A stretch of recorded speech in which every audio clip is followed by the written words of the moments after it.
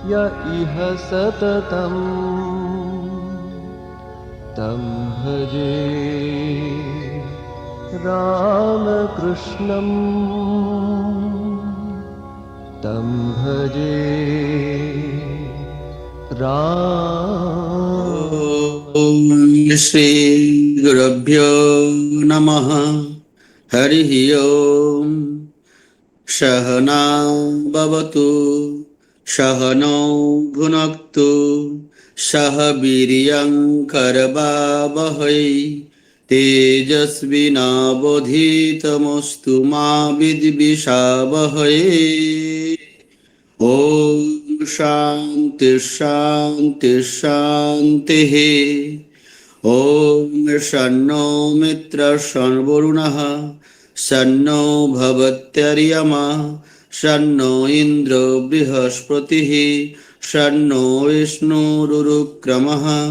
नमो ब्रह्मणे नमस्ते वायो त्वमेव प्रत्यक्षं ब्रह्मासि त्वामेव प्रत्यक्षं ब्रह्म वदिष्यामि। ऋतं वदिष्यामि सत्यं वदिष्यामि। तन्मामवतु तद्वक्तारमवतु। अवतु माम् अवतु वक्तारम्। ॐ शान्ति शान्ति शान्तिः। ॐ भद्रं कर्णेभिः शृण्वाम देवाः भद्रं पश्येमाक्षभिर्यजत्राः स्थिरैरङ्गैस्तुष्टुवागुंसस्तनूभिः व्यासेम देवहितैर्यदायुः। स्वस्ति न इन्द्रो वृद्धश्रवाः स्वस्ति नः पूषा विश्ववेदाः स्वस्ति नस्त्राक्षो अरिष्टनेमिः स्वस्ति न बृहस्पतिर्दधातु।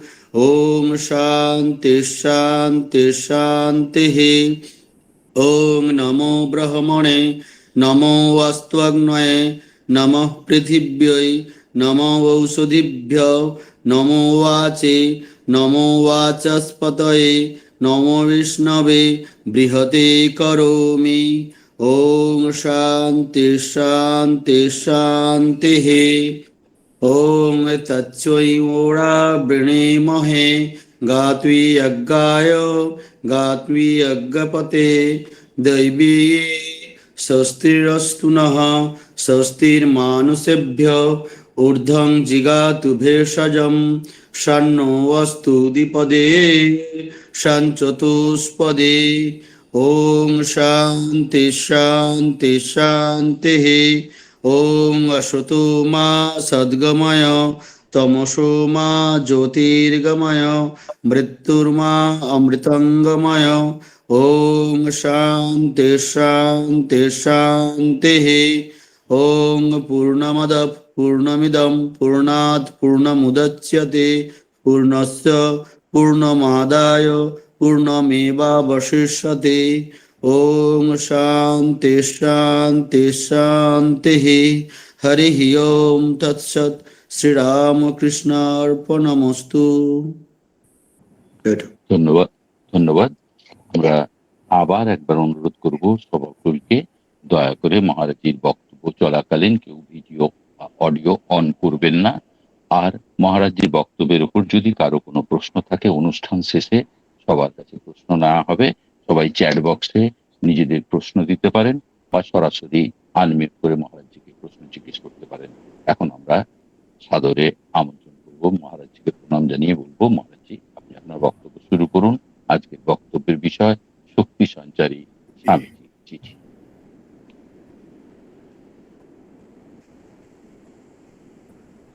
ओम नमो भगवते रामकृष्णाय। तो সুবীরদাকে অনেক দিন ধরে চিনি আমি। আচ্ছা, বাংলা আবার অনেক দিনের পর বলছি, তাহলে একটু ভুল হয়তো হতে থাকে মাঝখানে। সো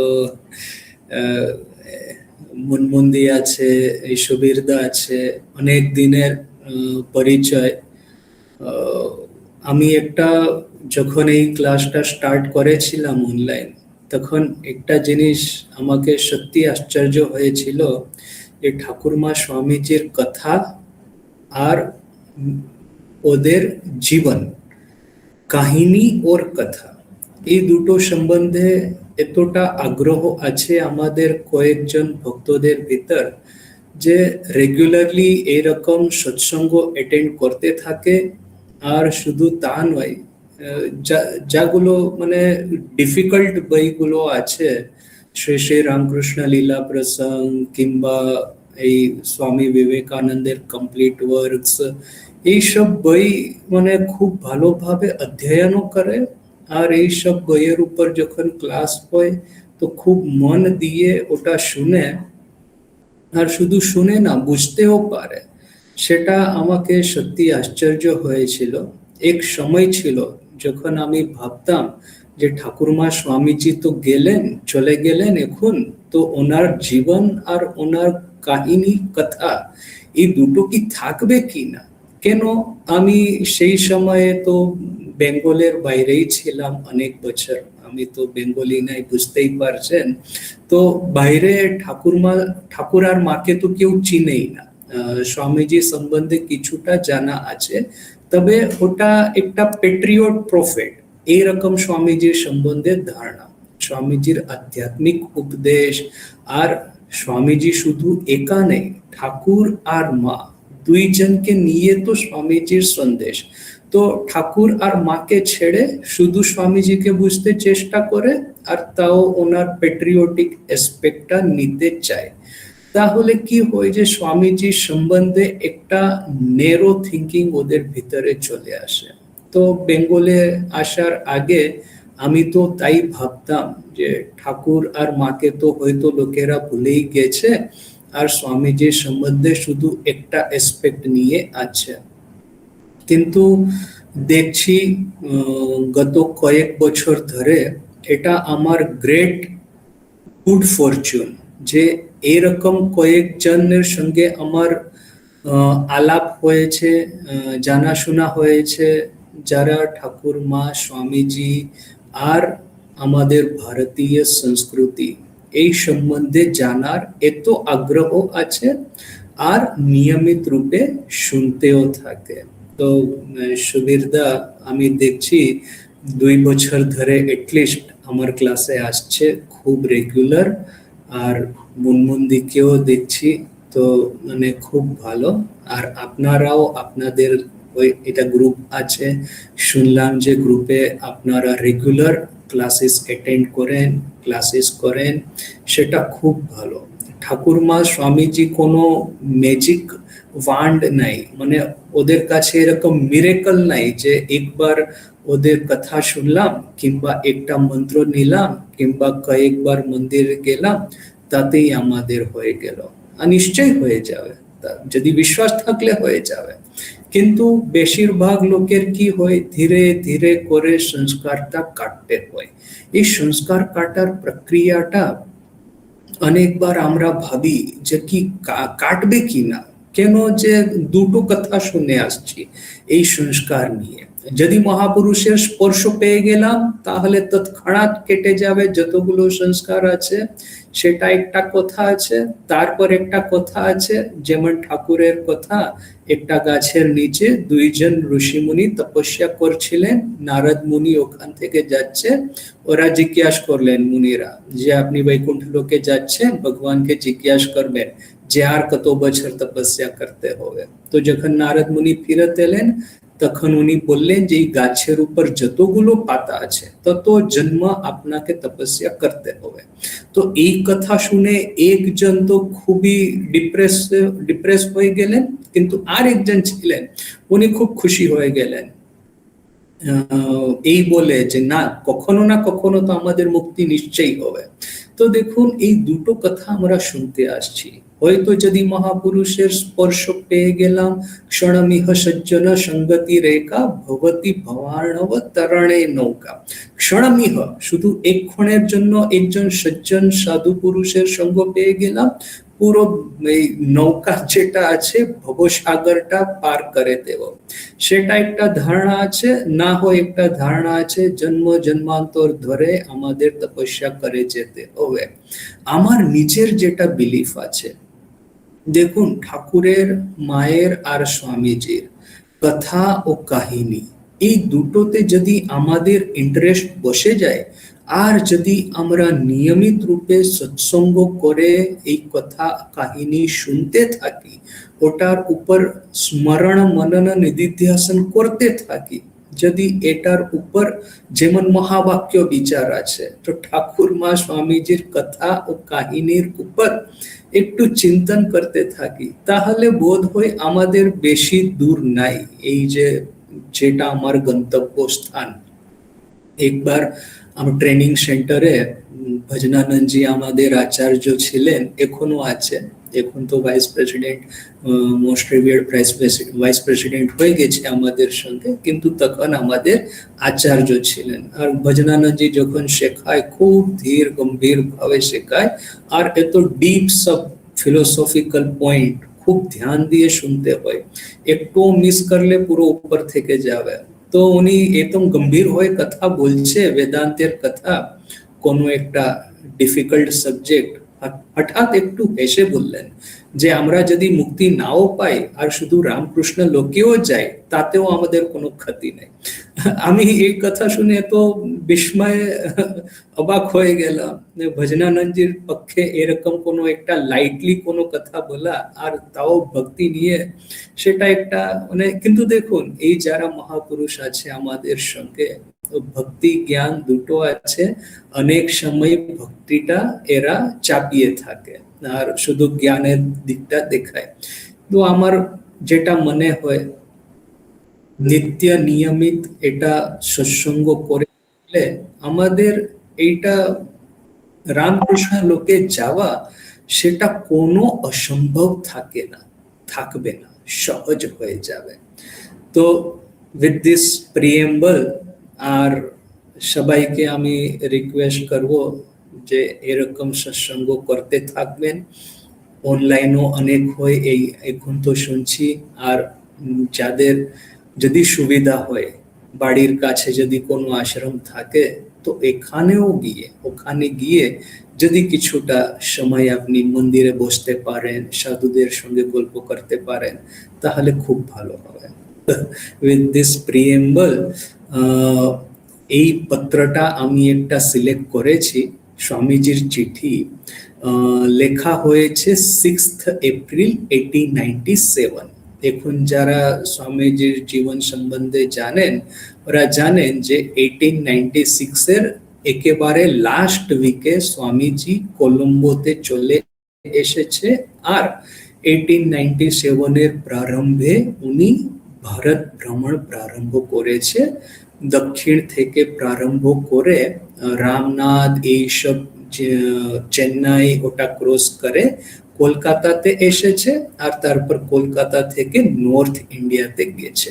তো উইথ দিস ক্রোনোলজি, সুবীরদা বললেন ক্রোনোলজি, তো with this clarity of chronology আমরা জানি যে 6th এপ্রিল 1897, তার মানে এই সবে এসেছে ভারতে, এই 4 মাস হয়েছে। তখন স্বামীজি এই চিঠিটা লিখেছে শ্রীমতী সরলা ঘোষালকে। উনি ছিলেন একজন টেগোর পরিবারের ভদ্র মহিলা। ভারতী বলে একটা পত্রিকা ছিল, সেটা উনি সম্পাদন করতেন। সেই সময়ে একজন মেয়ের এরকম কোনো পাবলিক লাইফে আসা, কোনো একটা পত্রিকা সম্পাদন করা, সেটা একটা বিরাট ব্যাপার ছিল। আর আমরা তো জানি যে ঈশ্বরচন্দ্র চক্রবর্তী স্বামীজিকে বলেছে, স্বামী শিষ্য সংবাদের প্রণেতা, যে মহাশয় এই যুগে আপনার এই যে বিদেশি শিষ্য শিষ্যারা আছে, সেটাই আমাদের পক্ষে একটা মহা আশ্চর্য। তো স্বামীজির সঙ্গে এই ক্যাপ্টেন এন্ড মিসেস সেভিয়ার এসেছিলেন, এই তারপর গুডউইন এসেছিল, আর পরে পরে এসেছিলেন এই জোসেফাইন ম্যাকলাউড, মিসেস অলিভুল, নিবেদিতা, মিস মুলার। তখন এই বিদেশি শিষ্যা আর শিষ্যদের দেখে ভারতে অনেকেই ভাবছিল যে আমাদের একটা সেলফ ইমেজ হয়ে গিয়েছিল, তো নাকি আমরা গোলাম। তো সেই সেলফ ইমেজ হঠাৎ করে ভেঙে গেল, আর আমরা দেখতে পেলাম যে না, আমরাও সেই ঋষি মুনিদেরই সন্তান। আমাদের পূর্বজ ছিলেন সেই মহাবীর মহাযোদ্ধা অর্জুন, সেই মহাবীর হনুমান, সেই মহাপ্রতাপী ভগবান রাম, সেই নীতিতে দক্ষ ভগবান কৃষ্ণ। সেই ভগবান রাম, ভগবান কৃষ্ণ আর এই ঋষি মুনিদের সন্তান আমরা। যে হঠাৎ যেটা আমাদের আত্মসম্মান ছিল, যেটা সুপ্ত ছিল, একটু জেগে উঠেছে। কিন্তু এই যে মানে কলিকাতার কয়েকজন শিক্ষিতদের মধ্যেই শুধু এই যেটা অগ্নিময় বাণী স্বামীজি নিয়ে এসেছেন, সেটা শুধু সীমিত থাকবে না, পুরো ভারতে ছড়িয়ে পড়বে, সেটা স্বামীজির চেষ্টা ছিল। আর যখন স্বামীজি দেখলেন এই যে শ্রীমতী সরলা ঘোষাল ওনার একজন প্রশংসক, আর উনি স্বামীজির আদর্শ অনুসার এই ভারতীয় নারীদের চরিত্র গঠন করতে চান, তখন স্বামীজি এই লেটারটা ওনাকে লিখেছেন। আমি একটু আগে পড়ছি, পরে একটু চর্চাও করব। কি লিখছে স্বামীজি? ওম তৎসৎ।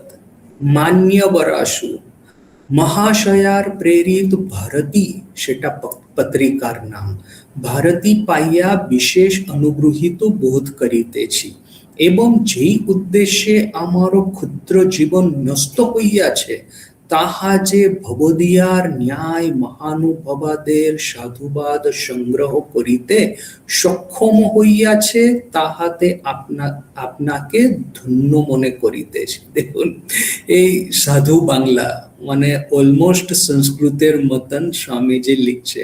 এখন আমরা তো জানি যে স্বামীজি যেটাকে বলে চলতি বাংলা, অর্থাৎ কি মানে যেটা ডে টু ডে বেঙ্গলি, সেটাও বলতে পারতেন, খুব ইফেক্টিভলি বলতে পারতেন। আর সেই চলতি বাংলার ভিতরে উনি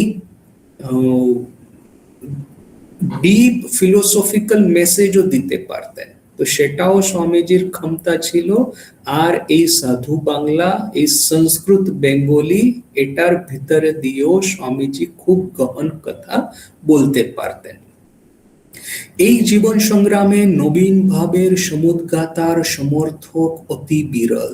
এই জীবন স্বামীজি একটা নতুন ভাব নিয়ে এসেছে। তো স্বামীজি নিজেকে বলছে ও নবীন ভাবের সমুদ্গাতা, তার সমর্থক অতি বিরল। তার মধ্যেও উৎসাহয়িত্রীর কথা তো দূরে থাকুক, বিশেষত আমাদের হতভাগ্য দেশে। দেখুন, একজন মহিলা, একজন সচ্চরিত্র নারী, একজন ভদ্র কুটুম্বের একজন নারী, শিক্ষিতা নারী, এইরকম নতুন ভাবের সমুদ্গাতাকে উৎসাহ দেন, সেটা খুব বিরল ভারতে। স্বামীজি যখন আমেরিকাতে গেছে, উনি সব থেকে বড় আশ্চর্য ওনাকে হয়েছিল। স্বামীজি বলছে, এই দেশে যেমন সাদা সাদা হিম, তেমনি ধবল চরিত্র এতগুলো সব নারীরা আছে। আর আমেরিকাতে যেটাকে বলে কালচার, যেটাকে বলে হায়ার থিঙ্কিং, ওসব মেয়েরাই করে, এইসব নারীরাই করে। যারা পুরুষ আছে ওদের শুধু একটা মাথায় আছে, ওদের টাকা অর্জন করতে হবে। ওরা টাকা টাকা করে, আর দর্শন, সাহিত্য, সংস্কৃতি এইসব মেয়েরাই যেন কি বহন করছে।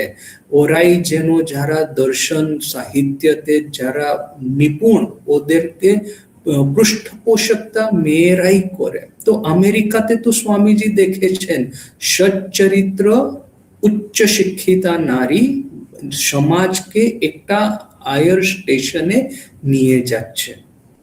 কিন্তু ভারতে দেখলেন কি, আমরা তো জানি সেই কাহিনী যে স্বামীজি বরাহনগর মঠ থেকে বেরিয়েছেন, আর আলমোড়াতে গিয়ে একটা গুফাতে বসে সংকল্প করেছেন এখন নির্বিকল্প সমাধিতে দেহ ত্যাগ করব।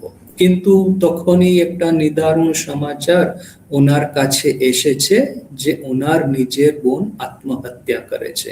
তখন স্বামীজি ভাবলেন, আমার নিজের বোনের যদি এই অবস্থা, তাহলে ভারত জুড়ে কোটি কোটি আমার বোনেরা আছে, ওদের কি অবস্থা হবে।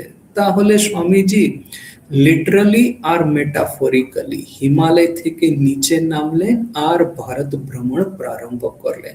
আর কি দেখলেন? এমনি তো ভারত গুলাম, এমনি তো মেয়ে হোক না পুরুষ, সবাই প্রায় দরিদ্র, সংস্কৃতি কিংবা শিক্ষার নাম ও নিশান নাই। আর মেয়েদের কথা বলতে গেলে আরো ডেঞ্জারাস, ছোট মেয়েদের বিয়ে করে দেওয়া হয়। যখন স্কুলে যাওয়ার বয়স তখন দেখলেন যে ছেলে মেয়েদের মা হয়ে গেছে। আর ছোট বয়সে যখন সন্তান প্রসব হয় তখন বুঝতেই পারছেন মন ওর স্বাস্থ্য দুটার কি গতি হবে। তো স্বামীজি পুরো ভারতে এরকম দেখেছে। হয়তো রের কোনো ভদ্রলোক পাওয়া যায়, কোনো ভালো সচ্চরিত্র ফ্যামিলি পাওয়া যায় যেখানে মেয়েরা পড়াশোনা করছে, যেখানে মেয়েরা সংস্কৃতি, সাহিত্য, দর্শন, কলা এইসব নিয়ে নিজের জীবন গঠন করছে। এটা খুব রের সেই সময়ের ভারতে ছিল। তখন স্বামীজি আমেরিকাতে গিয়ে যেটা নতুন আইডিয়াস ভারতে আনতে চেয়েছিলেন। স্বামীজির প্ল্যানটা কি ছিল? আমেরিকাতে গিয়ে দেখলেন ভোগবাদের চরম শিখরে এরা বসে আছে, আর ভারতে কি দেখলেন? যে ভারত ডুবে আছে এই দরিদ্রতার ভিতরে। কিন্তু ভারতের কাছে একটা অমূল্য সম্পদ আছে যেটা বিদেশে দরকার, আর বিদেশে একটা অমূল্য সম্পদ আছে যেটা ভারতে দরকার। ভারতের কাছে আছে বেদান্ত, আধ্যাত্মিকতা, আর বিদেশের কাছে আছে এই মেয়েদের জন্য সম্মান আর এই সায়েন্স এন্ড টেকনোলজি। অ্যাকচুয়ালি ভারতে দেখুন, স্বামীজি নিজেই বলছে, আমাদের শাস্ত্রে বলা হয়েছে যত্র নারীস্তু পূজ্যন্তে তত্র রমন্তু দেবতা। এমনি তো শাস্ত্রে এইসব লেখা আছে, কিন্তু এই পত্রেই আমরা পাঠ করব একটু পরে, যে শাস্ত্রের কথা তো বড় লম্বা লম্বা কথা, কিন্তু ব্যবহারে পরিণত করার সময় ঘোড়ার ডিম। তো দেখুন যে স্বামীজির একটা প্ল্যান ছিল, এই ভারত থেকে বেদান্ত, যোগ, আধ্যাত্মিকটা সেটা বিদেশে গিয়ে প্রচার করতে হবে। আর বিদেশের কৃতকর্মিতা, practical sense, industrialisation, science and technology, একটা একটা সভ্য সমাজ সেটা ভারতে নিয়ে আসতে হবে। তো এই আদান প্রদান করে এই পশ্চিমটাও এনরিচ হবে, ভারতও সমৃদ্ধ হবে। তো পুরো জগৎ এই আদান প্রদান দিয়ে, এই গিভ এন্ড টেক দিয়ে পুরো জগৎটা সমৃদ্ধ হবে, সেটা ছিল স্বামীজির প্ল্যান। তো এই প্ল্যান, এই শ্রীমতী সরলা ঘোষাল এটা সম্বন্ধে কিছু কিছু শুনেছেন, আর স্বামীজির সমর্থন করত একটা আর্টিকেল ভারতী পত্রিকাতে লিখেছে। তো এই আর্টিকেল স্বামীজি পড়েছে, আর তার উপরে ওনার একটা রিপ্লাই। এই জন্য বঙ্গবিদুষী নারীর সাধুবাদ সমগ্র ভারতীয় পুরুষের উচ্চকণ্ঠ ধন্যবাদ অপেক্ষাও অধিক শ্লাঘ্য। পিওর সংস্কৃত, এই যে বঙ্গ নারী, তাও সচ্চরিত্র, তাও উচ্চ শিক্ষিতা, ওনার সাধুবাদ। তাহলে কি, এই যে পুরো ভারতে এত পুরুষ চেঁচিয়ে চেঁচিয়ে স্বামীজিকে সাধুবাদ জানাচ্ছে, তার অপেক্ষাও খুব বেশি এটা মূল্যবান, অধিক শ্লাঘ্য। কেন? যে এখনো যেটা আমরা ইন্ডিয়ান গভর্নমেন্টের এড যদি পড়ি, তো মাঝে মাঝে লেখা থাকে, এখন তো জানি না, কিন্তু আমি যখন বাড়িতে ছিলাম আর এই নিউজ পেপারে এইসব এড বেরোতো, যদি একজন পুরুষকে আপনি শিক্ষিত করেন, শুধু একজন পুরুষই শিক্ষিত হবে, কিন্তু একজন মেয়েকে আপনি শিক্ষিতা করেন, পুরো ফ্যামিলিটা শিক্ষিত হবে, এরকম এই গভর্নমেন্ট এড বের করতো। তো এখনো আপনি দেখবেন যে গভর্নমেন্ট ওয়েলফেয়ার স্কিম, মেয়েদের জন্য যত স্কিম আছে সেটা যত ইফেক্টিভ, সব থেকে বেশি ইফেক্টিভ ওটাই। সেই জন্য গভর্নমেন্টেরও এখন অনেক কাজ চলে। তো সেই জন্য স্বামীজি এখানে বলছে শত শত পুরুষের সাধুবাদের চেয়েও বেশি ইম্পর্ট্যান্ট আছে একজন বিদুষী বঙ্গ নারীর সাধুবাদ। প্রভু করেন যেন আপনার মতো অনেক রমণী এই দেশে জন্মগ্রহণ করেন ও স্বদেশের উন্নতিকল্পে জীবন উৎসর্গ করেন। আপনার লিখিত ভারতীয় পত্রিকায় মত সম্বন্ধী প্রবন্ধ বিষয়ে আমার কিঞ্চিত মন্তব্য আছে, তাহা এই: পাশ্চাত্য দেশে ধর্মপ্রচার ভারতের মঙ্গলের জন্যই করা হইয়াছে এবং হইবে। দেখুন, এই কথাটা স্বামীজি বলছে বটে যে পাশ্চাত্য দেশে ধর্মপ্রচার ভারতের মঙ্গলের জন্যই। স্বামীজি এই আশা নিয়ে, এই প্ল্যান নিয়ে বিদেশে গেছেন বটে, কিন্তু যখন আমরা স্বামীজির বিদেশের কার্যকলাপ পড়ব, পাঠ করব, অধ্যয়ন করব, তখন খুব একটা বিচিত্র জিনিসটা আমরা জানতে পারবো। আমরা তো জানি যে স্বামীজির লেকচার কিংবা ক্লাসের টিকিট থাকতো, ক্লাসে হয়তো অনেক সময় থাকতো না, কিন্তু পাবলিক লেকচারে টিকিট থাকতো। কেন? যে স্বামীজির নিজের তো যে জীবন নির্বাহ যেটা ব্যয় আছে ওটা করতে হয়, তারপর ভারতে যেটা কাজ চলছে সেটার জন্য টাকা দরকার ছিল বলে ওটা টিকিট কেনা হতো, মানে টিকিট ডিস্ট্রিবিউট করা হতো আর টাকা একটু কালেক্ট করা হতো। কিন্তু আমি পড়ে দেখেছি অনেকবার এরকম হয়েছে। স্বামীজি যখন দেখেন যে আমেরিকাতে কোনো পুরুষ কিংবা মেয়ে কিংবা কোনো সংস্থা এরকম দরিদ্রদের জন্য কাজ করছে, মানে স্বামীজি ফট করে এই টাকাটা যেটা ভারতের জন্য কালেক্ট করা হয়েছে ওখানে দিয়ে দিলেন, ভারতের কথাও একটু ভাবলেন না। কেন এইরকম স্বামীজি করছে আমি আগে আগে একটু বিস্মিত হয়েছিলাম। এখন দেখুন, এই আমেরিকা হোক না ব্রিটেন, এই গরিব লোকেরা তো সব জায়গায় থাকবে, কিন্তু ওদের গভর্নমেন্টটা তো কাজ করছে। ভারতের মতন ওটা তো গুলাম দেশ নাই, ওদের নিজের গভর্নমেন্ট আছে। আর এমনি তো লোকেরা খুব ধনী, তাহলে ওখানকার গরিব লোকেদের জন্য, দরিদ্রদের জন্য স্বামীজি এত কেন ভাবছেন সেটা আমি বুঝতে পারছিলাম না। কিন্তু পরে আমি ভেবে দেখলাম, দেখুন স্বামীজি, আমি ভারতীয় আর এরা বিদেশি, এইরকম ডিস্টিংশন স্বামীজির হৃদয়ে ছিল না। কেন? যে হ্যাঁ, ভারতের জন্য ওনার বিশেষ একটা সিম্পাথি ছিল। কেন? যে ভারতে পভার্টি বেশি ছিল, ভারতে দারিদ্র বেশি ছিল, ভারতে কষ্ট বেশি ছিল বলে ভারতবাসীর পক্ষে ওনার, ভারতবাসীদের জন্য ওনার মনে বেশি একটা সিম্পাথি ছিল। কিন্তু এজ সচ যারা বেদান্তকে অনুসরণ করছে, যারা আমাদের ভারতীয় সংস্কৃতিকে অনুসরণ করছে, সবাই বুঝতে পারছে যে এর ভিতরে যেই আত্মন আছে সেই আত্মন ওর ভিতরে আছে। ভারতীয়ের মধ্যেও সেই আত্মন, ব্রিটিশ যারা ভারতের উপর রাজ করছে, ভারতকে গুলাম বানিয়ে রেখেছে, ওদের ভিতরেও সেই আত্মা, শুধু তারা অজ্ঞানী, বুঝতে পারছে না যে এরকম করে অপরের কষ্ট দেওয়া উচিত নাই। অজ্ঞানটা দূর করতে হবে, এই লোকেদের পক্ষে কখনো ঘৃণা করতে হবে না। স্বামীজি নিজে বলেছে, আমি যখন কলিকাতায় ছিলাম ব্রিটিশদের জন্য আমার মনে ঘৃণা ছিল অবশ্য একটু, কিন্তু যখন আমি ব্রিটেনে এলাম, লন্ডনে এলাম আর এই ব্রিটিশদের চরিত্রটা দেখলাম, তখন ওদের জন্য আমার খুব একটা এডমিরেশন বেড়ে গেছে। কেন? যে এরা হচ্ছে প্র্যাকটিক্যাল লোক, যখন ডিবেট করবে সবাই নিজের নিজের একটা ওপিনিয়ন, কিন্তু যখন একবার ঠিক হয়ে যাবে যে না, এই কোর্স অফ অ্যাকশন, এই রকম এই মেথড দিয়ে আমরা কাজ করব, তখন সবাই একজুট হয়ে যাবে আর যেটা ওদের লিডারের কথা শুনে কাজ করবে।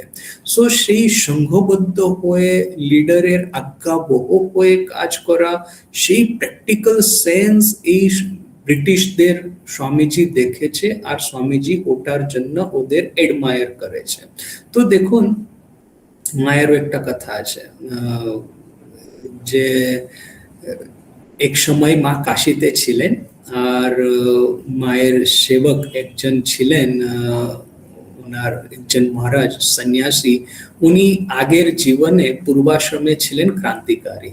তো হঠাৎ একদিন নিউজ এলো যে দিল্লিতে এই যে ভাইসরয় থাকে তো ব্রিটিশদের, সেই ভাইসরয়ের উপর একটা বোমা ফেলা হয়েছে। তো সেই সময় যেমন ক্রান্তিকারী বিচারধারা ছিল যে যারা আমাদের উপর রাজ করছে ওদেরকে মেরে ফেলতে হবে। তো এরকম একজন ক্রান্তিকারী হয়তো বোমা ফেলেছে এই ভাইসরয়ের উপর। এখন ভাইসরয় তো বেঁচে গেছে, কিন্তু এই সিআইডি ডিপার্টমেন্ট ব্রিটিশ গভর্নমেন্টের অ্যাক্টিভ হয়ে গেছে।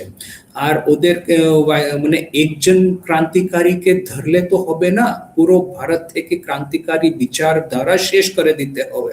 এটা সেন্স অফ রিভেঞ্জ বলে যেখানে যেখানে মানে অ্যাক্টিভ ক্রান্তিকারী যারা ছিল ওদেরকেও তো আটক করতে প্রারম্ভ করেছে, কিন্তু ভূতকালেও যারা ছিল ওদেরকেও মানে অ্যারেস্ট করতে প্রারম্ভ করেছে। তো এই মায়ের সেবক মহারাজ কাশীতে উনি পূর্বাশ্রমে ক্রান্তিকারী ছিলেন। তখন কয়েকজন সাধু এসে মাকে বললেন যে মা, উনি তো ক্রান্তিকারী ছিলেন, তাহলে ওনাকে এখান থেকে সরিয়ে যেতে বললে উচিত, না হলে পুলিশওয়ালা এখানে আসবে, ওকে তো আটক করে নিয়ে যাবে কিন্তু আপনাকেও হয়তো হ্যারাস করবে। মিছে মিছে এইসব মানে টেনশন মাথায় নেওয়ার কোনো দরকার নেই, আপনি বলুন যে উনি চলে যায় এখান থেকে। আর অন্য সাধুরাও ওনাকে বলেছে যে এই সাধুকে, এই মহারাজজিকে যিনি ক্রান্তিকারী ছিলেন, যে মাকে মিছে মিছি কষ্ট দেওয়া হবে, আপনি এখান থেকে চলে যান। সেই সময় মা বলেছে দেখো যে ও তো ভালো লোকই ছিল, মানে মা ভাইসরয় সম্বন্ধে বলেছে উনি তো ভালো লোকই ছিলেন, মিছে মিছে ওনার উপর বোমা ফেলা কেন? দেখুন, যখন আমি এই প্রথমবার শুনলাম তখন আমার মানে একটু আশ্চর্য হয়েছিল।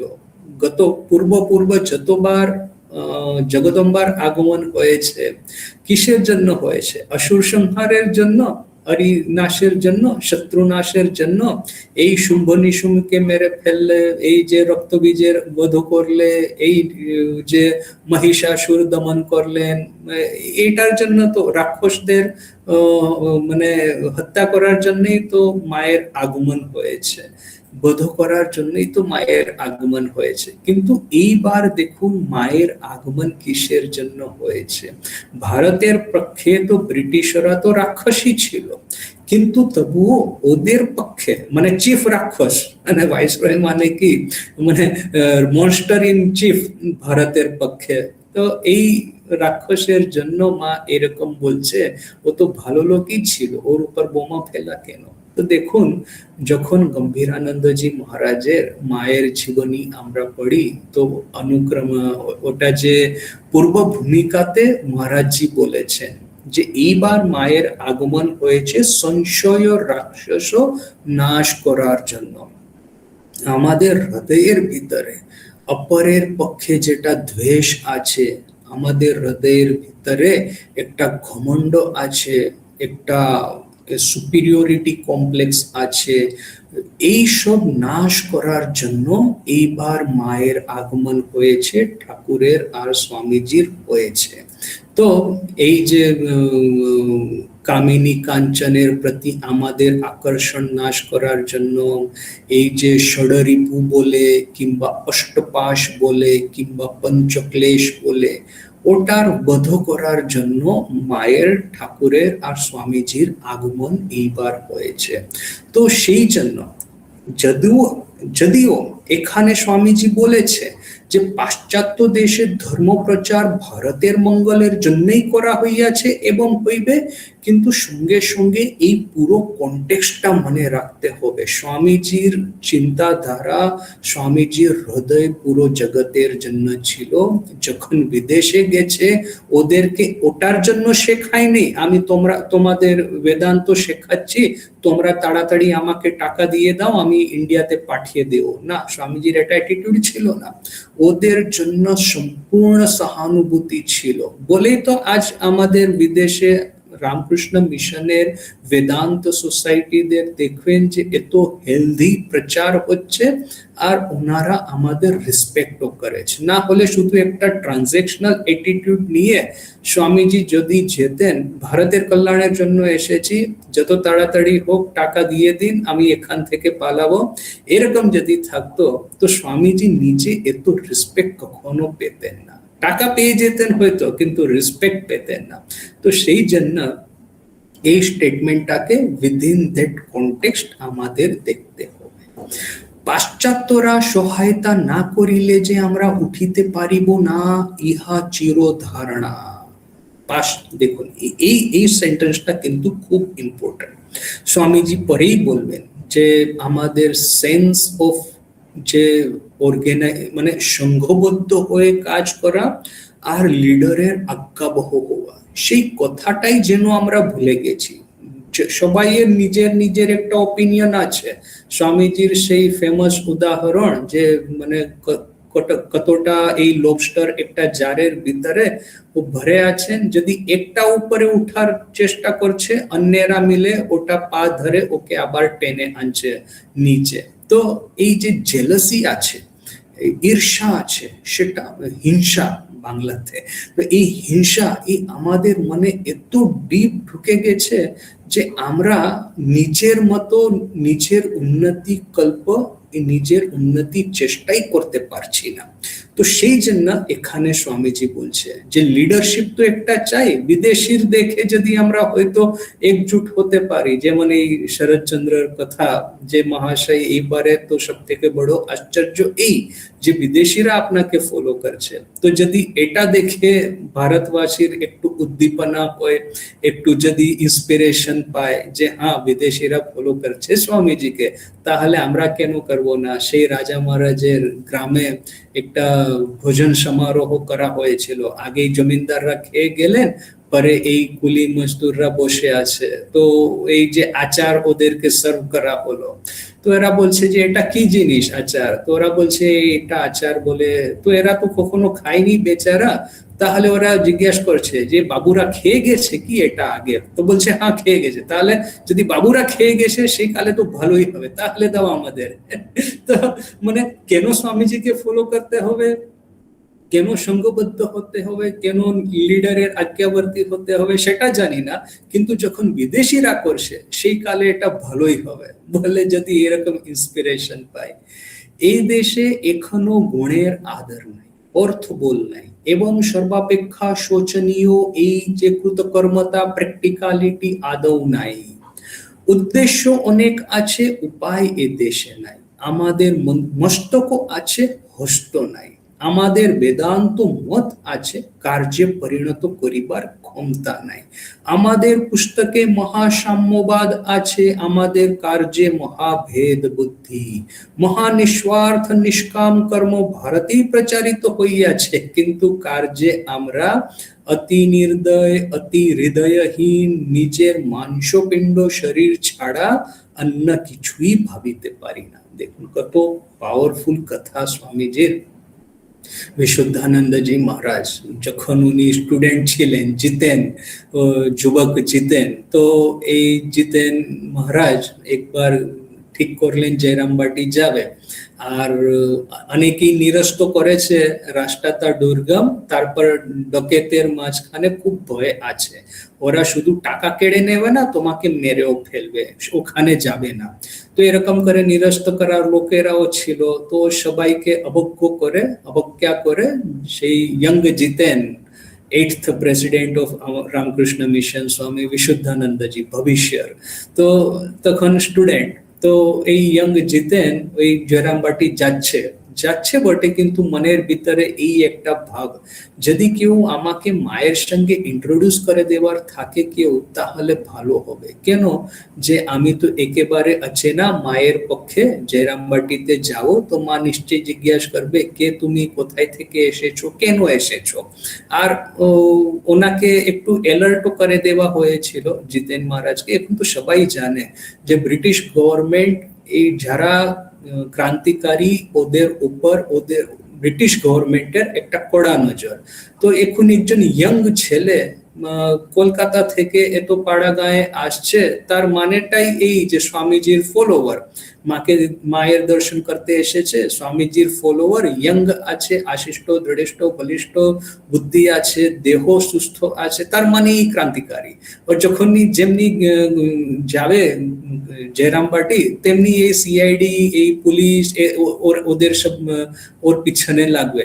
তো মাকেও কষ্ট হবে, মাকেও কষ্ট দেওয়া হবে, এইসব ভেবে জিতেন মহারাজ ভাবছিলেন যদি কেউ আমাকে ইন্ট্রোডিউস করে দে তাহলে মা আমাকে রাখতে দেবে, থাকতে দেবে, মন্ত্র দীক্ষা দেবে, না হয়তো ভাববে যে আর একজন ক্রান্তিকারী এসেছে আর আমাকে হয়তো তাড়িয়ে দেবে। কিন্তু কি করা যাবে, মানে পাড়া গায়ে কাকে খুঁজতে যাবে যে ওনাকে ইন্ট্রোডিউস করে দেওয়ার জন্য। তো বেচারা ভেবে ভেবে ওখানে যাচ্ছে, জয়রামবাটিতে চলে এসেছে, এসে মায়ের সামনে উপস্থিত হয়েছে, দুই হাত জোড়ে মাকে প্রণাম করছে। আর পুরো অপেক্ষা মনের ভিতরে এই যে মা এখন এইবার জিজ্ঞাসা করবে কে তুমি, কেন এসেছো, কোথায় থেকে এসেছো। কিন্তু তা না, জিতেন মহারাজ নিজে বলছে, মা বড় স্নেহ ভরে জিজ্ঞাসা করছে, বাবা ভালো আছো তো, রাস্তায় কোনো কষ্ট হয়নি তো। তো মানে যেন নিজের ছেলে বিদেশ থেকে ফিরত এসেছে। যখন জিতেন মহারাজ এই কথা শুনলেন এত অভিভূত হয়ে গেলেন, মানে ফ্রম দ্যাট মোমেন্ট অনওয়ার্ডস যেন মায়ের শ্রী চরণে নিজেকে সম্পূর্ণ শরণাগত করে ফেলেছে। তো সেই দেখুন যে স্বামীজি যেটা বলছে, তো বেদান্ত মত আছে কার্যে পরিণত করিবার ক্ষমতা নাই, এই ক্ষমতা এটাকে বলে।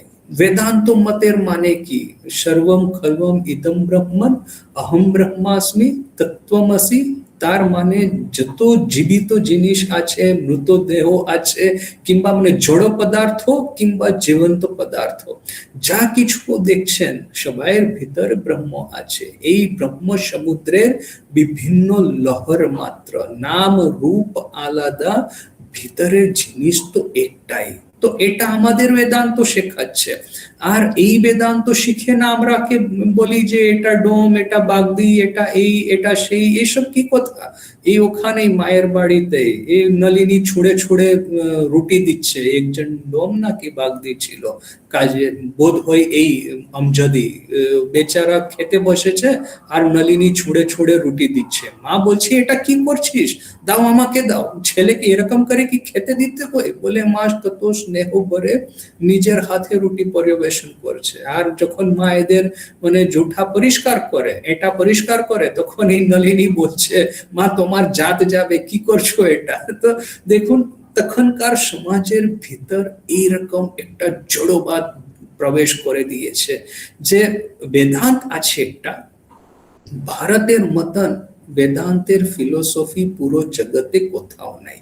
আর সঙ্গে সঙ্গেই দেখবেন ভারতে যেমন এই নাত জাত করে, যেটা আমরা গত 1000 বছর ধরে যেটা সব পাগলপন আরম্ভ করেছি। স্বামীজি বলছে এই যে ত্রাবণকর গেছে কেরল আজকাল, পাগলা গারদ, মানে কি যে দেখলাম পাগলা গারদ। তো এই যে একটা পাগলা গারদ আমরা এই দেশকে বানিয়ে দিয়েছি। এক মানে এক দিক আছে আমাদের সর্বশ্রেষ্ঠ অদ্বৈত বেদান্ত, আর এক দিক আছে এই যতগুলো নাত জাত এইসব পাগলাপন। তো সেই জন্য স্বামীজি বলছে যে উদ্দেশ্য অনেক আছে, উপায় নাই, মস্তক আছে হস্ত নাই, বেদান্ত মত আছে কার্যে পরিণত করিবার ক্ষমতা নাই। এই যখন কার্যে কি করে পরিণত করতে হয়, যদি দেখতে চান মায়ের জীবন, আসল মায়ের কথা, মায়ের জীবন, মায়ের কাহিনী। একজন বুড়ো মেয়ে জয়রামবাটি গেছে, উনি তো এই লেবারার ছিলেন, আর কাছের গ্রাম থেকে যদি কিছু পাঠাতে হয় জয়রামবাটি, এই বুড়ো মেয়ের মাথায় উনি সব বহন করে নিয়ে আসতেন। যদি কাছের গ্রাম থেকে কেউ মায়ের জন্য কিছু পাঠাবে, হয়তো ভেজিটেবল পাঠাচ্ছে, ফ্রুট পাঠাচ্ছে, না হয় কিছু মশলা টসলা তেল টেল পাঠাচ্ছে, তো এই লেবারার লেডি, উনি বুড়ো মেয়ে মহিলা, উনি মাথায় সব বহন করে নিয়ে আসতেন। তো একদিন উনি এসেছে, তো এসেছে মানে আন্ধার হয়ে গেছে, তো মা বলছে আচ্ছা একটা কাজ করো, এই রাতে কোথাও যাওয়ার দরকার নেই, রাতটা এখানেই আমাদের বারান্দায় শুয়ে থাকো, সকাল সকাল বেরিয়ে যাবে। তো উনি এই যে বুড়ো মহিলা বলছে আচ্ছা ঠিক আছে মা আপনি যেমন বলেন।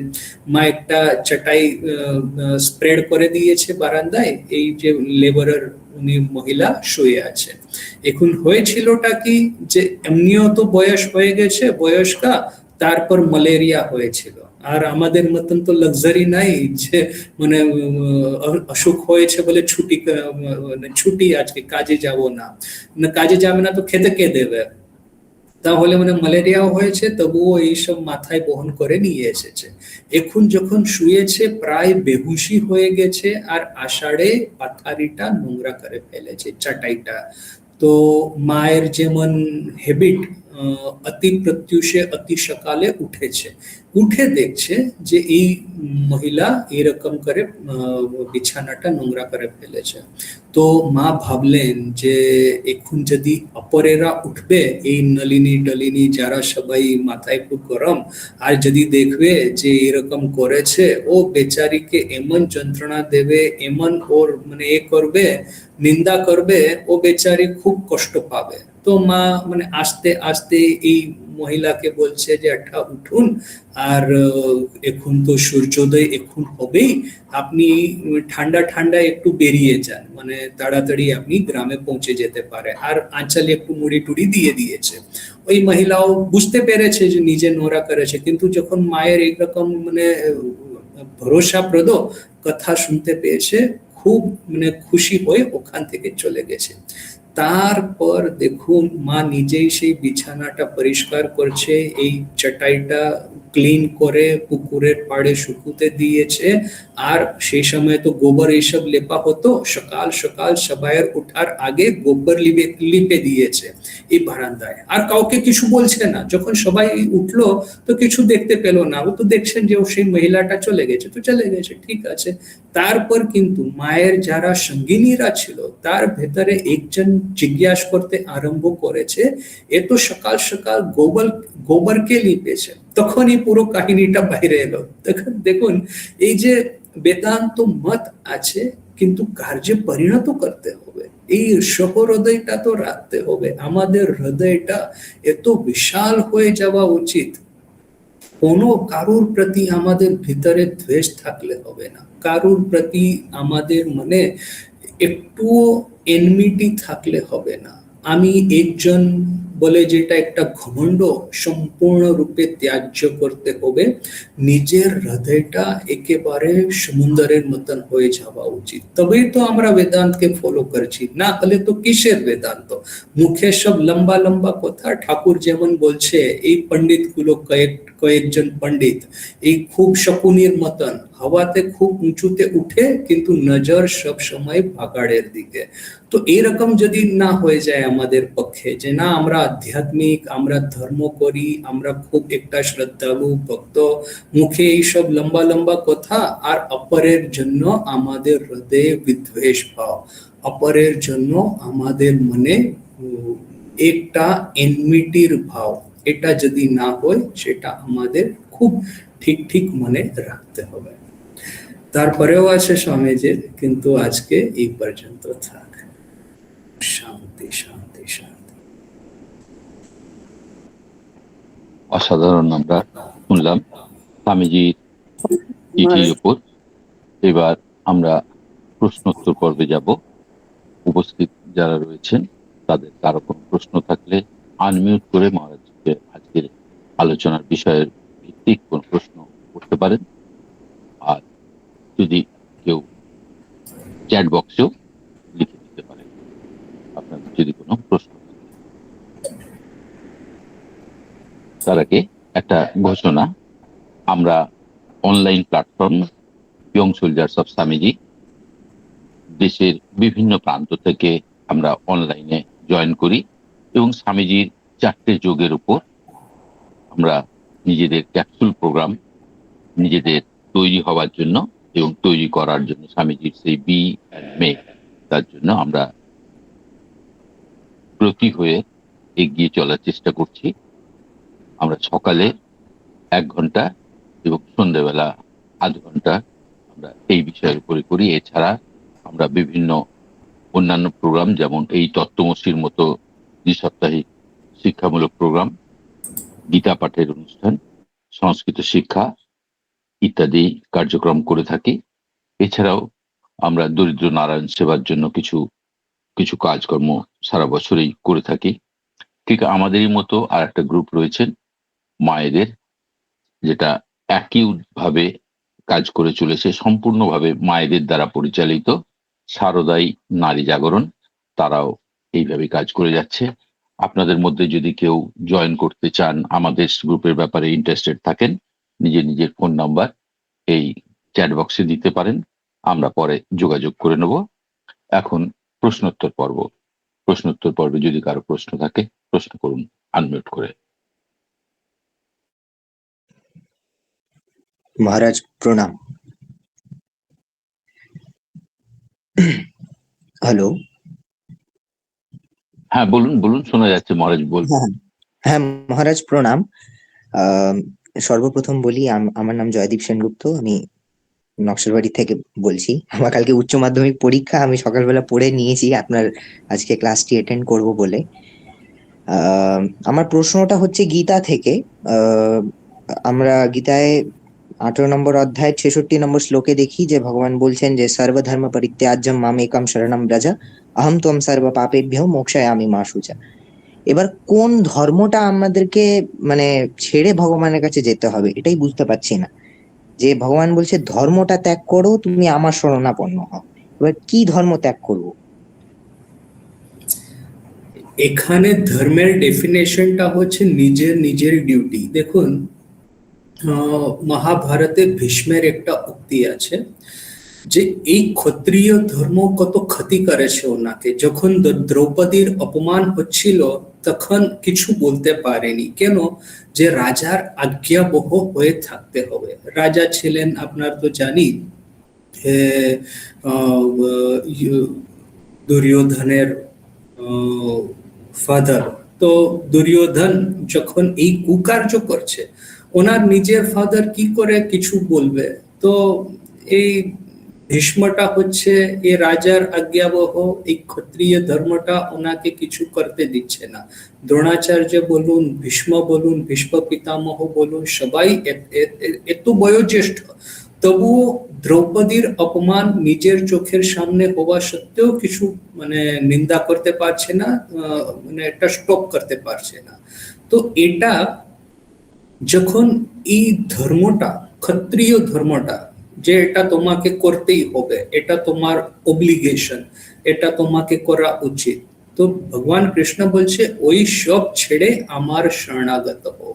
তার মানে এখানে ভগবান সেটা বলছে না যেটা আমরা ধর্ম বলে বুঝি ইউজুয়ালি, সেটা হচ্ছে সদাচার, সেটা হচ্ছে নিষ্ঠা, সেটা হচ্ছে সৎ আচরণ। তো সেই সৎ আচরণ কিংবা সদাচার কিংবা নিষ্ঠা, সেটা ছাড়তে ভগবান কৃষ্ণ বলছে না। ধর্ম বলে সেই সময় যেটা বোঝাতো যে যেটা তোমাকে ধর্মের পথ থেকে বিমুখ করে দিচ্ছে, তথাকথিত ধর্ম, যেমন ভগবান রামকৃষ্ণ বলছে যে ঈশ্বরের দিকে যাওয়াও তো আমাদের ধর্ম, আসল ধর্ম। আর সঙ্গে সঙ্গে যারা বয়োজ্যেষ্ঠ ওদের কথাও শুনতে হয়, মায়ের কথা শুনতে হবে, বাবার কথা শুনতে হবে, বড় ভাইয়ের কথা শুনতে হবে। তবে ঠাকুর কি বলছে যে দেখুন, যে বলি ভগবানের জন্য গুরু শুক্রাচার্যের কথা শুনেনি, বিভীষণ ভগবান রামের জন্য জ্যেষ্ঠ ভ্রাতা রাবণের কথা শুনেনি, ঠাকুর স্বয়ং সেই ঝামাপুকুর টোলে ছিলেন, রামকুমার ওনাকে নিয়ে এসেছে ওখান থেকে, কামারপুকুর থেকে, নাকি নিজেকে একটু হেল্প করবে, কিন্তু ঠাকুর স্পষ্ট বলে দিয়েছে সেই চাল কোলা বাঁধা বিদ্যা আমার কোনো ইন্টারেস্ট নাই। তো একটু রামকুমারও একটু গিল্ট ফিল করছে না, কোথাও সেই কিশোর গদাধর মায়ের সঙ্গে থাকতো খুশি খুশি, নাকি আমি ওকে টেনে নিয়ে এসেছি এখানে আমার কাজ করানোর জন্য। তো দেখুন, একটা ধর্ম আছে যেটাকে আমরা বলি ডিউটি কিংবা অব্লিগেশন। সেই ডিউটি কিংবা অব্লিগেশন যদি আমাদের ঈশ্বরের পথ থেকে বিমুখ করে দেয় তখন ওটাকে ফলো করা উচিত নয়। এটা হচ্ছে এখানে মিনিং। ঠিক আছে মহারাজ, ধন্যবাদ। আজকের আলোচনার প্রাসঙ্গিক প্রশ্ন যদি আর কেউ করেন আজকে করতে পারেন, চ্যাট বক্সেও দিতে পারেন।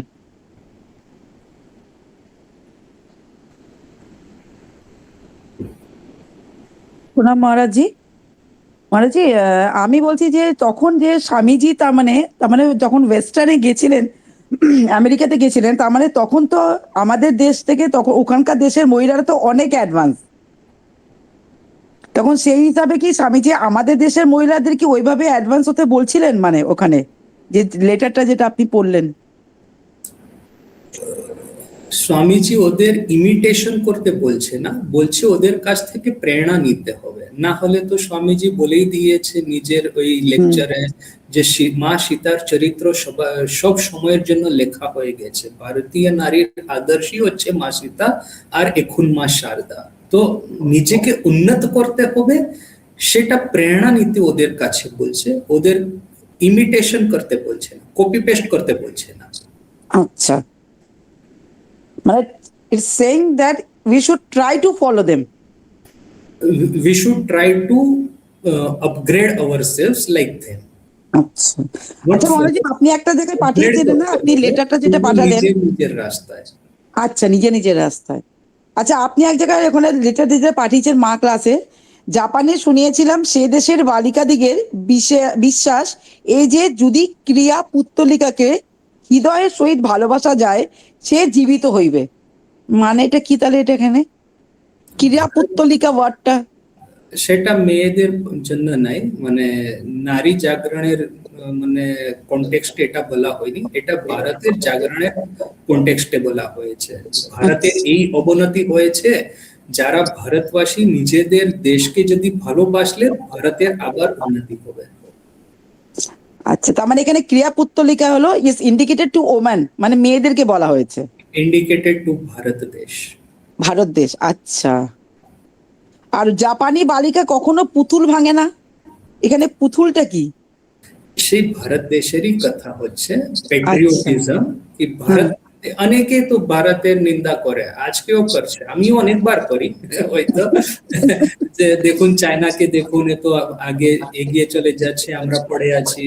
কিন্তু এটা মুখে এইসব, হৃদয় থেকে তো কেউ ভারতের নিন্দা করে না, সবাই তো ভারতের উন্নতি হোক।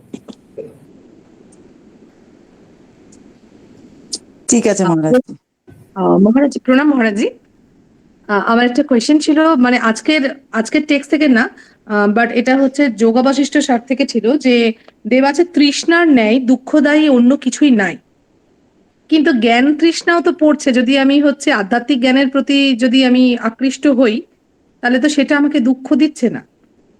সেটা ঠিক কথা। দেখুন, ঠাকুরের মতন ত্যাগী আমরা পাবো না, তবে সেই ঠাকুর বলছে আমার ইচ্ছা ছিল যে আমি ভক্তদের রাজা হব। স্বামীজির মতন বৈরাগী আর কেউ নাই। সেই স্বামীজি বলছে যে the way Buddha had a message for the east, I have a message for the West. তো সৎ ইচ্ছা এই ইচ্ছার মধ্যে নাই। আচ্ছা, আর ওটার সাথে পার্টে একটা ছিল যে বাসনা মিটাইবার সময় আমরা মনে করি যে ওইভাবে আমরা বাসনা ক্ষয় করিতেছি, শেষে দেখি যে বাসনা তো ক্ষয় হয় নাই, বাড়িয়া যাইতেছে, আমরা নিজেরাই ক্ষয়প্রাপ্ত হইয়াছি। তো মাও তো বলেছেন যে নির্বাসনা হও, কিন্তু আমরা যারা এখন হচ্ছে মানে আধ্যাত্মিক পথে জাস্ট চলা শুরু করেছি কিংবা এই প্রিপারেশন গুলো নিচ্ছি, তো মানে আমরা তো একটা বাসনাকে রেখে রেখেই চলছি। মানে তার মানে কি আমরা বাসনাটাকে নিয়ে তারপরে নির্বাসনার পথে যাব? দেখুন, আমার মত, এখন আধ্যাত্মিক জগতে অনেক কিছু লেখা আছে। আমার নিজের মত, ঠাকুর যেমন বলছে, যতটা আমরা সূরজের দিকে এগিয়ে যাব পৃথিবীটা পিছনে ছুটে থাকবে। আমাদের করা উচিত যে কর্ম, জ্ঞান, ভক্তি আর ধ্যান, এই চার যোগের সমন্বয় স্বামীজি যেটা আমাদের লোগোতেই করে গেছে, সিক্রেট কিছু নাই। এই রামকৃষ্ণ মিশনের লোগো দেখবেন, সেটাতেই লেখা আছে কর্ম, জ্ঞান, ভক্তি, ধ্যান, চারটে সমন্বয়। সেটা করলেই এই বাসনা টাসনা নিজেই পালিয়ে যাবে। ওটার নিয়ে মাথা ঘামাতে হবে না, ওটা নিয়ে বেশি টেনশন নিতে হবে না, সেই আমার মত। Thank you মহারাজজি।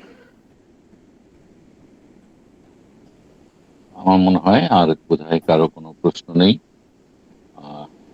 আমরা এখন পরবর্তী পর্যায়ে চলে যাব। পরবর্তী পর্যায়ে ধন্যবাদ জ্ঞাপন। আমি অনুরোধ করব শ্রদ্ধেয় আমাদের গ্রুপে শ্রদ্ধেয় মঙ্গল কুমার পুরকাজ মহাশয় প্রথাগতভাবে ধন্যবাদ জানাই। নমস্কার। দিব্যত্রয়ীর পাদপদ্মে অন্তরে শ্রদ্ধা নিবেদন করে আজকের তত্ত্বমসী অনুষ্ঠানে শ্রদ্ধেয় বক্তা শ্রীমৎ স্বামী কৃষ্ণ শাখানন্দজি মহারাজ, বিশাখাপত্তনম রামকৃষ্ণ মিশন। শ্রদ্ধেয় মহারাজকে আমাদের অন্তরের অন্তঃস্থল থেকে, আমাদের সংঘের সংগঠনের পক্ষ থেকে অসংখ্য ধন্যবাদ, কৃতজ্ঞতা, বিনম্র চিত্তে আবার প্রণাম জানাই। আজকে এই অনুষ্ঠানের আয়োজক যারা মূলত কারিগর মানুষ,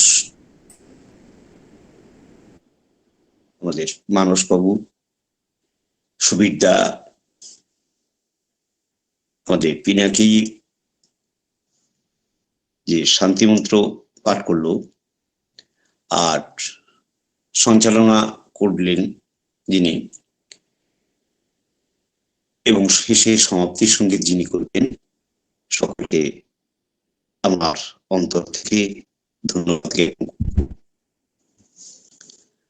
ধন্যবাদ জ্ঞাপন করছি। এই অনুষ্ঠানে এসেছি যারা শারদায় নারী জাগরণ এই সংগঠনের মায়েরা এবং সব স্বামীজি সংগঠনের পক্ষ থেকে যে সকল সদস্য এসেছেন এবং আহত যারা এসেছেন, সকলকে কৃতজ্ঞতা জানাই, ধন্যবাদ জানাই। মহারাজের কাছে আমাদের আরো একটি আবেদন, আবার আমাদের আবেদনে আপনি আমাদের এসে আর একটু সমৃদ্ধ করবেন। মাঝে মাঝে আপনার মতো এরকম ভাষণ এবং তত্ত্ব সমৃদ্ধ আলোচনা আমাদেরকে আরো সমৃদ্ধ করুক। তবেই আমরা ঠাকুরমা স্বামীজির অনুধান করতে যথাযথ পথ পাব বলে আমার মনে হয়। নমস্কার। ধন্যবাদ। মহারাজ দীর্ঘ 3 বছর বাদে আমাদের মধ্যে এসছেন। ঠিক 3 বছর আগে মহারাজ একবার বক্তব্য রেখে গেছেন, আবার মহারাজকে পেয়েছি। মহারাজের কাছে অনুরোধ আবার একটু তাড়াতাড়ি আসবেন। এখন সমাপ্তি সঙ্গীত ও জয়দানের মাধ্যমে আমাদের প্রোগ্রাম শেষ করবেন শ্রী অভয় কুমার দে মহাশয়। মহারাজ জিকে সশ্রদ্ধ প্রণাম, দিব্যতের পাদপদ্মে প্রণাম নিবেদন করে স্বামীজির চরণে একটা শ্রদ্ধা নিবেদন করছি। স্বামী চন্ডিকানন্দের রচিত একটি স্বামীজির গান। বীর সেনাপতি, বীর সেনাপতি বিবেকানন্দ, ওই যে ডাকিছে আয় রে আহ্বানে তার আপনা ভুলিয়া, কত মহারথী ছুটিয়া যায়। বীর সেনাপতি, বীর সেনাপতি বিবেকানন্দ, ওই যে ডাকিছে আয় রে আয় আহ্বানে তার আপন ভুলিয়া, কত মহারথী ছুটিয়া যায়। বীর সেনাপতি,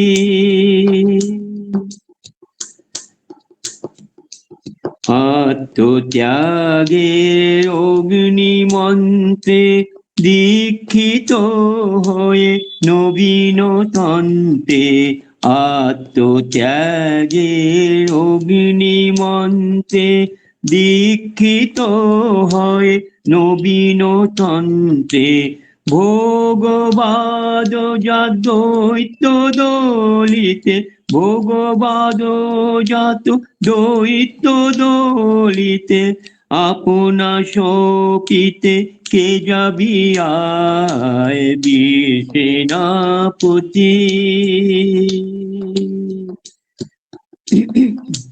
স্বার্থ দ্বন্দ্ব ভোগ কোলাহল নেছে জগতে শুধু হলাহল। স্বার্থ দ্বন্দ্ব ভোগ কোলাহল এনেছে জগতে শুধু হলাহল। নিভাতে আজিকে এই দাবানল, নিভাতে আজিকে এই দাবানল, প্রেম বাড়ি সেজে এনেছে হায়। এসো দেব এসো করুণা নিধান, লহ আজি মম তনু মন প্রাণ।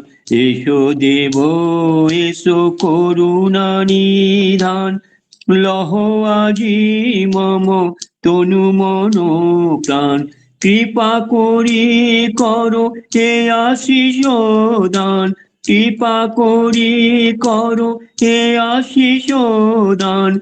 তব কাজে যেন জীবন যায় বীর সেনাপতি।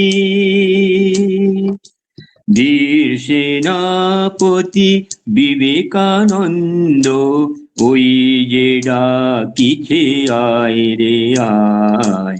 আহ্বানে তার আপন ভুলিয়া কত মহারথী ছুটিয়া যায় বীর সেনাপতি। বীর সেনাপতি, বীর সেনাপতি। জয় শ্রী গুরু মহারাজ জি কি জয়। জয় মহামায় কি জয়। জয় স্বামীজি মহারাজ জি কি জয়।